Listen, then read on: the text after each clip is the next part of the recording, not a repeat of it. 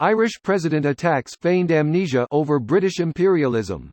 Here's a summary of the article. Ireland's president, Michael D. Higgins, has made a sharp critique of British imperialism and the feigned amnesia of academics and journalists who refuse to address its legacy. A feigned amnesia around the uncomfortable aspects of our shared history will not help us to forge a better future together, he says, contrasting British forgetfulness with Ireland's reflections on its war of independence and partition a century ago. The article represents a pointed intervention for a head of state who has promoted reconciliation between Britain and Ireland, visited the Queen and acknowledged that Irish Republicans committed atrocities during and after the War of Independence. In 2014, Higgins made the first address to the British Parliament by an Irish president. In a speech last December, he urged Irish people not to stereotype British people because of Brexit and its destabilising impact on Northern Ireland. In his Guardian op-ed, Higgins, a socialist, a poet and a former sociology lecturer, targets British and European imperialism, echoing the Black Lives Matter protests last year that prompted the removal and renaming of monuments linked to slavery and colonialism. British imperialists did not recognise the Irish as equals, he says. This post received a score of 53,000, with an upvote ratio of 87%. Here are the top comments in response to this article. Greater than in 2014, Higgins made the first address to the British Parliament by an Irish president. This is just nuts to me. It makes me wonder if the Taoiseach Prime Minister has ever addressed the British Parliament. It's important to note that Ireland has a separate head of state and head of government.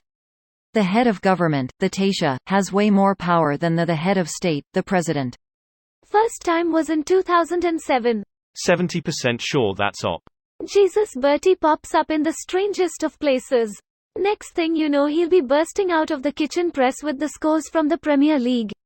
Bertie showing up asking the British Parliament if they left the immersion on. At least he attacked and didn't slam. I've always hated when news sites say slam haha. What's next, Amba? Rear naked joke? Breaking, Irish president figuratively shoots British imperialism and fucks the bullet hole, sources say.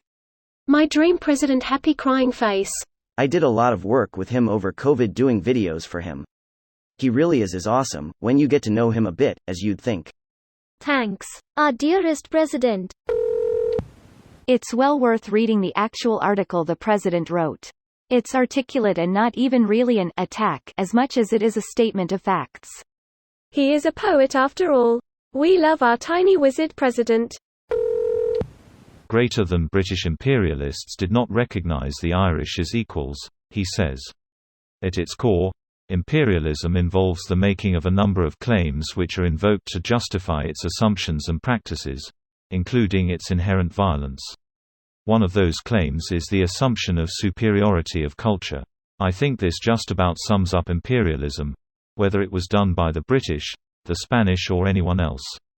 There was the assumption that the people that they colonized were savages, and there was never really any attempt to find out about the cultures that they inevitably destroyed. To this day, there has never really been any acknowledgement of the impact of the imperialism. Maybe we may never get it, but it is something that should be done. I can empathize with the Irish as it is similar in some ways to Korea's past colonization by Imperial Japan. Even something as simple as Japan celebrating its new emperor and the changing of an era, I couldn't help but be reminded of Korea's own monarchy, which was cut short by Japan when they brutally murdered the last queen and eventually dismantled, absorbed the royal family under house arrest. Of course, I don't hold the present-day people accountable, but that it's all in the past, we have nothing to do with it attitude obviously doesn't sit well with me, as there was barely any attempt in the first place to understand that pain in having your national identity erased. At this stage, I can't even expect a proper acknowledgement since the people in question are steeped in ignorance about the basics of what Korea went through during the near 4-decade occupation. This video was automatically created by Reddit to speech. The article and comments in this video were selected from Reddit according to their upvotes, and any paraphrasing was performed by smmry.com, without any human intervention.